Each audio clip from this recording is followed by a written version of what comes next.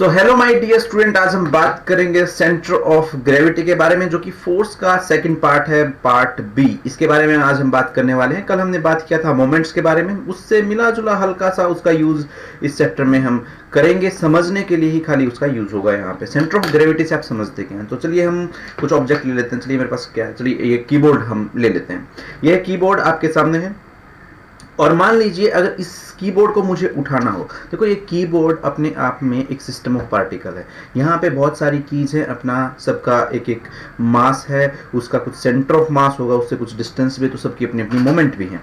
तो अगर मुझे इस कीबोर्ड को उठाना है तो मुझे कुछ ऐसे उठाना पड़ेगा, करेक्ट। तो मुझे हर पॉइंट पे फोर्स लगानी पड़ेगी, या फिर मैं इन 5 पॉइंट के ऊपर फोर्स लगा सकता हूँ, इन 5 पॉइंट के ऊपर फोर्स लगा सकता हूं, या फिर मैं इन 3 पॉइंट के ऊपर फोर्स लगा सकता हूं जैसे आप देख पा रहे हैं, या फिर मैं इन 2 पॉइंट के ऊपर फोर्स लगा सकता हूं और इसको बैलेंस कर सकता हूं। और ये आपने डेली लाइफ में बहुत सारे ऑब्जेक्ट के साथ किया भी होगा कि find out the centre of mass, मतलब किसी एक पॉइंट के ऊपर फोर्स लगा के इसको बैलेंस करने का, करेक्ट। तो इसको बोलते हैं इसकी centre of gravity. Centre of gravity क्या होती है, देखो अगर मान लीजिए यहाँ पे कोई मास है, ये सेंटर ऑफ मास है, मतलब यहाँ पे ये पिवोटेड हो गया।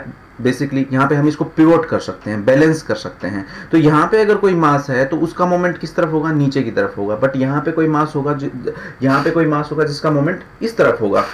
तो ये मोमेंट इसको कैंसिल आउट कर रहा है, ये मोमेंट इसको कैंसिल आउट कर रहा है। तो जहाँ पे सारी आपकी मोमेंट्स कैंसिल हो जाए वहीं होता है आपका सेंटर ऑफ ग्रेविटी। क्या होता है, centre of gravity, where all the moments are cancelled out. क्या बोलेंगे, where all the moments are cancelled out, ठीक है। So centre of gravity of a body is the point about which the algebraic sum of moments, क्या है, algebraic sum of moment,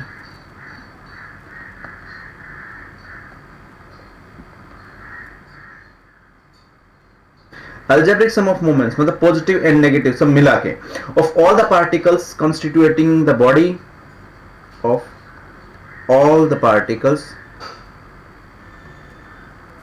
constituting the body is zero। क्या है, यहां पे आपका algebraic sum of all the moment is zero, इसलिए यहां पे आप इसको बैलेंस कर सकते हैं। मान लीजिए कोई भी बॉडी अगर है आपके पास, सपोज यू आर हैविंग अर्थ ही ले लो।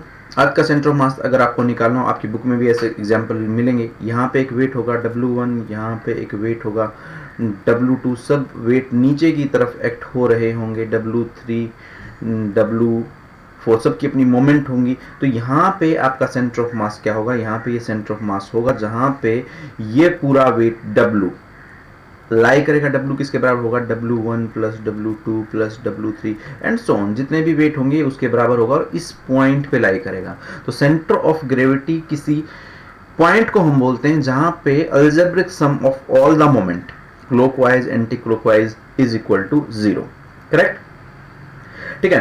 अब देखो centre of gravity of a uniform wire. अब अगर क्या है, इसमें आपको जो बात याद रखने की है, इसमें आपको कुछ बात याद रखने की है। नंबर 1, पहली बात जो आपको याद रखनी है, number 1, centre of gravity depend करता है, नंबर 1, मास डिस्ट्रीब्यूशन,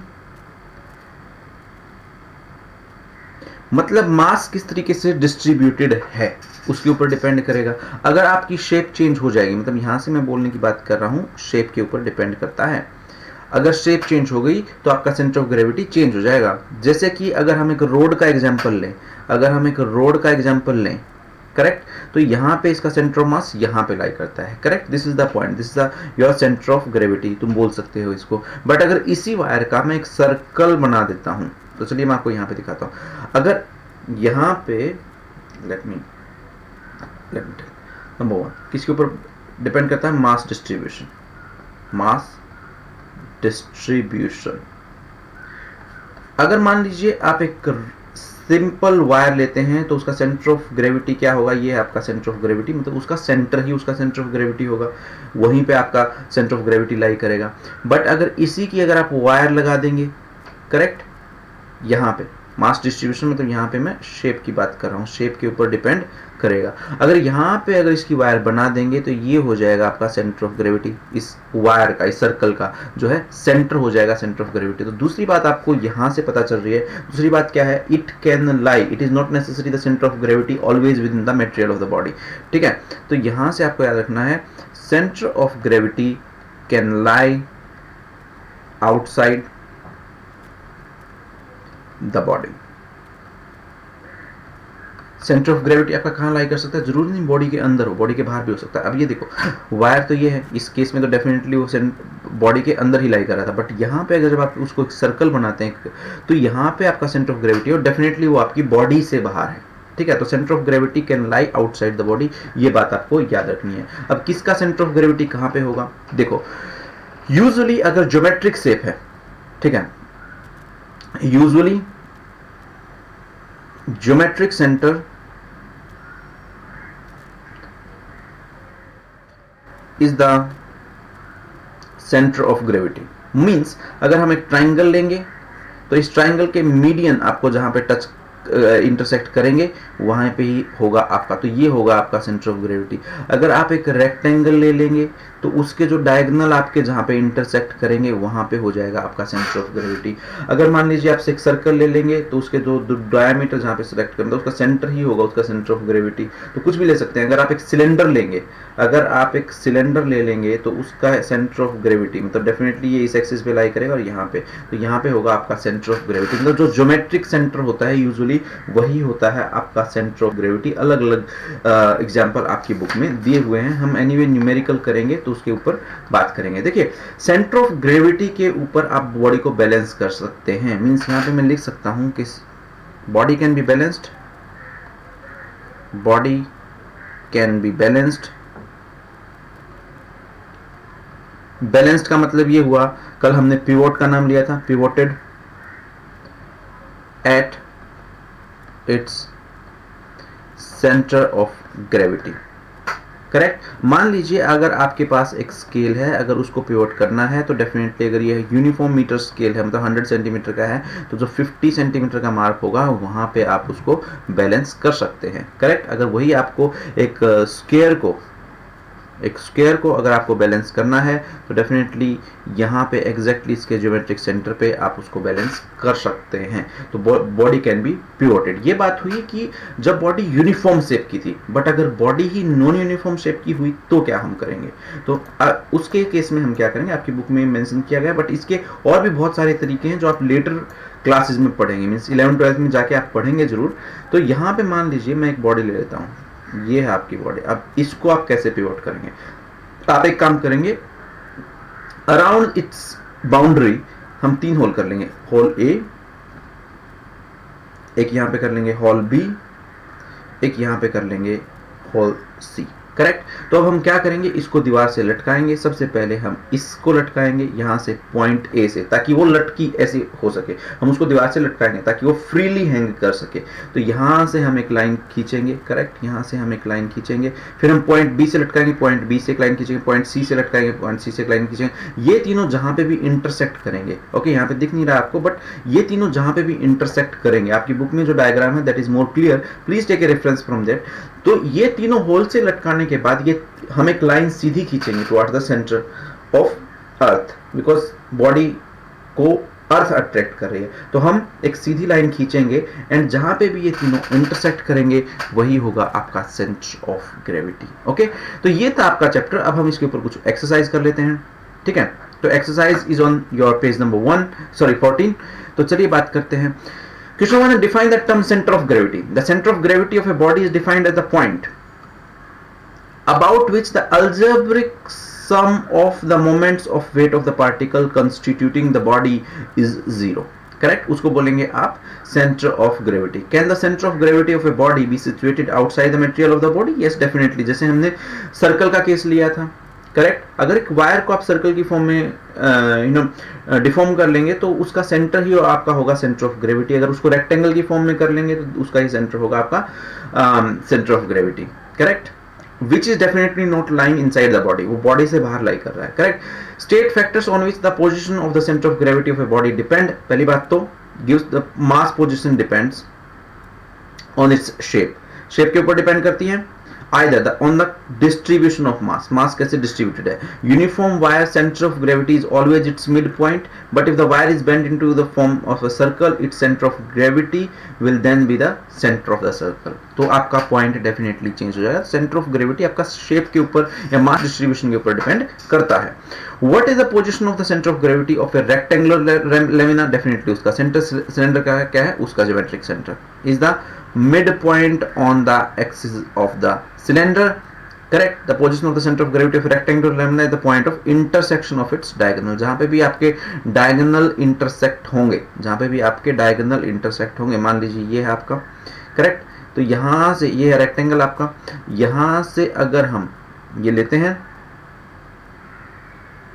ये जहां पे भी इंटरसेक्ट करेंगे वही होगा आपका centre of gravity. Correct. Eight which point on the centre of gravity situated in a triangular lamina, जहां पे आपके मीडियन इंटरसेक्ट करेंगे, इसका एग्जांपल हम ऊपर ले चुके हैं. सर्कुलर लेमिना, उसका जो ज्योमेट्रिक सेंटर होगा, ठीक है, centre of the circular lamina will be the centre of gravity. ठीक है. Where the centre of gravity of a uniform ring situated, uniform ring centre of gravity is the situated at the centre of the ring. कहां पे lie करेगा, centre of the ring. Geometric centre की बात करिए. A square cardboard is suspended by passing pin through a narrow hole at one of the corner. Draw a diagram to show that its rest position. In the diagram shown, the point of suspension of the letter S and the center of gravity of the letter G.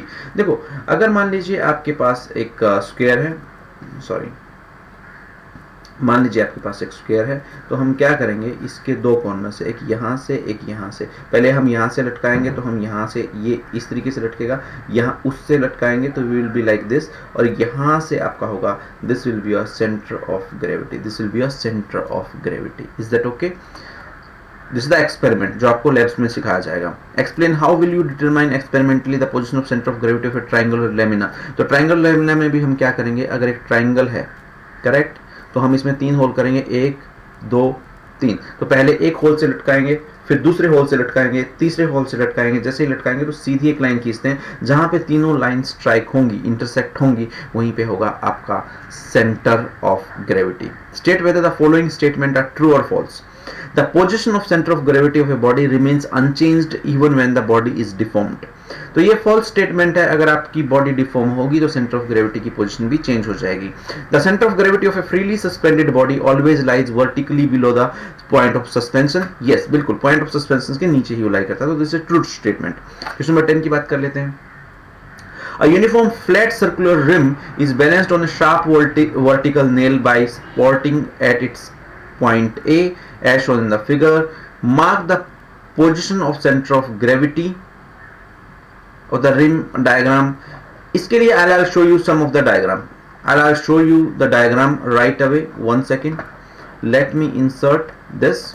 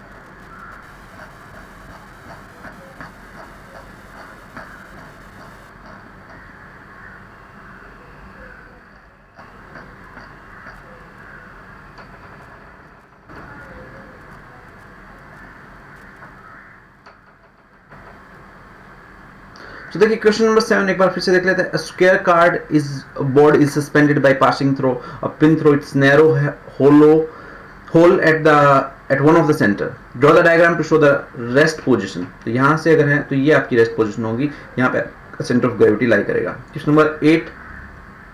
This is how हम 3 whole से A B and C से हम इसको लटकाएंगे बार बार, वहां से position draw करेंगे और यहाँ पे आपको मिलेगा centre of gravity.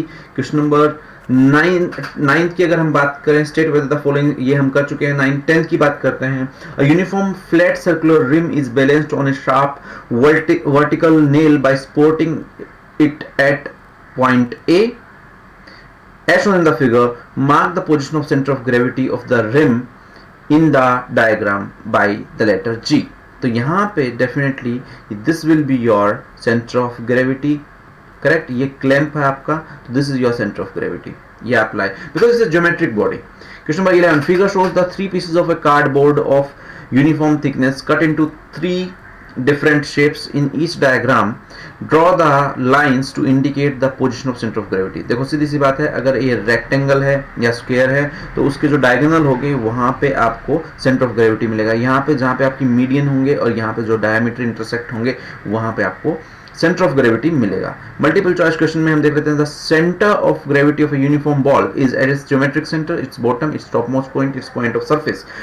The center of gravity if uniform ball is geometrical center, तो कभी भी geometrical body है तो geometric center ही उसका center of gravity होगा। क्वेश्चन नंबर 2 देख लेते हैं। The center of gravity of a hollow cone of height h is at a distance x from the vertex, where what is the value of x? It is h by 3, h by 4, 2h by 3 और 3h by 4। तो definitely यहाँ पे जो value होती है from one of the vertex it will be 2h by 3। ये आपके mathematics में आपने देखा भी होगा, करेक्ट? तो इसके बाद हम करेंगे chapter 3rd means unit 3rd C, that is uniform circular motion. वो हम नेक्स्ट वीडियो में कवर करेंगे। Thank you so much for watching the session and just practice all these numerical by your own. फिर भी अगर आपको कोई problem है तो do let us know in the comment section. Thank you so much, god bless you.